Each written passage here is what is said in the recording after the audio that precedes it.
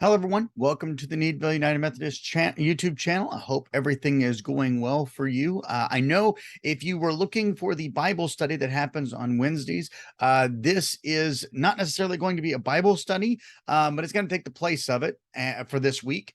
And I know it's a day late, but I'm sure you can understand this week has become a very hectic week after what happened on Monday. Hopefully everyone that is watching this channel video knows that on Monday at 7 o'clock in our sanctuary, we held our vote for disaffiliation. It was a wonderful meeting. A lot of people came out. If you were one of them, I give you thanks for being a part of that process. And thank you for coming and voting and being part of everything. It could not have gone that way without your help. For those of you that weren't able to make it, I know that you've been praying with us and for us, so I thank you for those prayers as well. I do want to use this opportunity to say what happened on Monday and to kind of cast the vision of what we can do with this possibility and with this purpose that we've now been given. On Monday evening, after the discussions were had, the vote was taken, and the vote was 59 in favor of disaffiliation and 3 opposed to that disaffiliation. Needless to say, that hits easily over and above the 2/3 majority that was needed for the resolution to pass, and therefore means that we as the Needville United Methodist Church will be disaffiliating from the United Methodist Church in the next little while. For those that have been seeing the videos, you know how the process works, but in a very quick nutshell, over the next couple of weeks, myself, our secretary Sharon, and members of the church council will help me in gathering all of the details, the paperwork, and everything else that we need to file to legally to legally disaffiliate from the United Methodist Church. We're working hand in hand with the Texas Annual Conference front office to do such.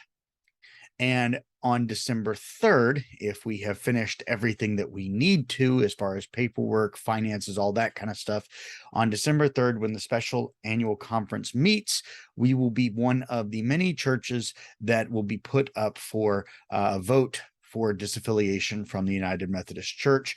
There is every belief that it will pass with no problems, in which case on December 4th, the Needville United Methodist Church will be no more, and we will be the Needville Methodist Church for a period of time.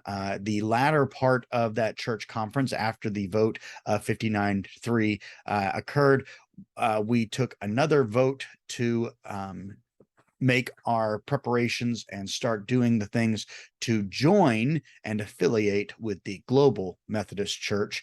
And so we are also in the process of doing that, so that on January 1st, we will become members, this congregation will become a member of the Global Methodist Church, the East Texas Global Methodist Church to be exact. So I will be keeping you abreast of all that stuff, but just so that you know what's going on inside the church, that's exactly what's happening. What I do want to say is I know that even though it was a great turnout of about 65 people, some people abstained from their voting, so that's why the vote doesn't exactly match the number of people that were there. But I know that that doesn't encompass literally everyone that's on the rolls of the church. And to those of you that may not like what the vote turned out, you wanted to stay within the United Methodist Church. You didn't necessarily want to leave the connection of the UMC. I want to first and foremost tell you that I understand. And I grieve with you for the brokenness of the church. But at the end of the day, that is the problem with the church. Every denomination, every church that's here on this earth is broken because it is not the true church. It is a portion of it, But every denomination was started by humans, in which case it is inherently flawed. When we are resurrected and we get to be part of the church, Christ's church, it will be perfect, just like with everything else. And unfortunately, we have to deal with the flaw and the brokenness of this world, even inside the church. But the good part is that we as Christians can show the world how to deal with that better than the world deals with it, right? We can deal with it with grace and with mercy. And so for those of you that didn't wish for this vote to go this direction, if you are a member of our church and would like to withdraw your membership from this church, because on December 4th, we will no longer be part of the United Methodist Church, in which case, if your membership is still with us, you will no longer be part of the United Methodist Church in connection. If this is something that you would like to do, please contact us at the front office. Myself or Sharon would be very happy to not only take you off of the rolls from our church, but also I will work very hard to try and find you a new place to call home. Another United Methodist Church that is in our area that you would be welcomed, brought in, loved, and a place that you could absolutely call home from this point forward. So if you would like to do that, please contact us at the church office and let us know. As far as myself, I know a number of people asked this question as we were talking through the informational period and everything else. I have not made up my mind on my discernment yet, but regardless of my choice, whether I remain in the connection of the United Methodist Church or I leave and go to another denomination, I will remain the pastor of this church of Needville for the foreseeable future. So I'm not going anywhere. This vote did not kick me out of the pulpit or out of the parsonage or anything else. I will remain with this church as long as I can. And as the future unfolds, I will let you know as much as I know, as soon as I know it.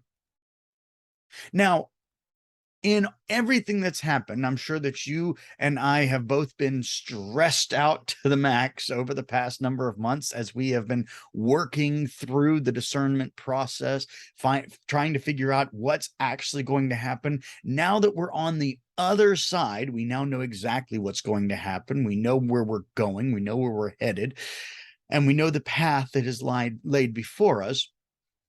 I want to take a moment to give you two reasons to be very positive about what is going on right now. And the first thing that I want to celebrate is the fullness of our sanctuary on Monday night. The amount of people who showed up to the vote was an amazing proclamation for our church. There were a number of people sitting in those pews on Monday night that I have not seen since before COVID. And there were even some faces, some people that I had never met other than on the phone or through email. And they may have seen my face here on YouTube, but we have not met in person. And so for that, it was wonderful to see all of those people in the pews. And what I hope is that after they've now come and you've come and been a part of that vote, and you've really made sure that this church is going in this direction, that Sunday morning, I will see your face back in. That sanctuary will be just as full, if not more so, come this upcoming Sunday. And hopefully, this can be the spark that brings more of the workers out for the harvest that God has promised is ripe for the picking. Please let this be that piece. If you were one of those that you haven't been in the sanctuary for a while, whether it be because of COVID or whatever the case may be, and you were able to come and be part of this vote, come and be part of your church home again. Make your presence known. Be part of the church. Uphold the vows of membership that all of us took when we became members of the church. prayers, presence, gifts, service, and witness. Let this be a new beginning for our church. And the second thing that I want us to think of as being very positive with what happened on Monday night is the overwhelming vote that happened. 59-3 is nothing to shake a stick at. That means that the vast majority of this congregation is of one mind. And what I want to say is this: let's keep that. Don't let the single-mindedness, the one mind, the focus that clearly was there for this vote be something that only pertains to a disaffiliation vote once at 7 o'clock on a Monday. But instead, let us keep that focus and let us focus it on the building of the kingdom, because a congregation with a single purpose like that can do amazing things for the kingdom. Let's not waste the unity on just being able to disaffiliate from a denomination or even to affiliate with a new one, but let's have it be a springboard for even greater ministries and the greater building of God's kingdom. I know I'm looking forward to being able to use what happened on Monday night in that way to gather new people to the gospel, to let this congregation become even a brighter beacon of God's light to the world and to the community that surrounds it. Let us do that with this vote. That's what my prayer is as we move into the next coming weeks, as the rest of the plan lays out before us, as all the paperwork gets signed and all of the legwork gets done to disaffiliate, affiliate, all that kind of stuff. Let's make sure that when January 1st hits, when we become a global Methodist church, that we will be the best version of our congregation, so that no matter what name might be on the front of the church, when people come in, they find Christ. That's my prayer for this congregation. That's my prayer of what will happen after this vote has now been taken and the voices of the congregation, the will of the congregation has been known. I know that God has a plan for us. We just need to continue to follow him. Next week, we'll start a new Bible study on Wednesdays. On Sundays, if you look for my sermon at 10:45 in the morning, you will not find it.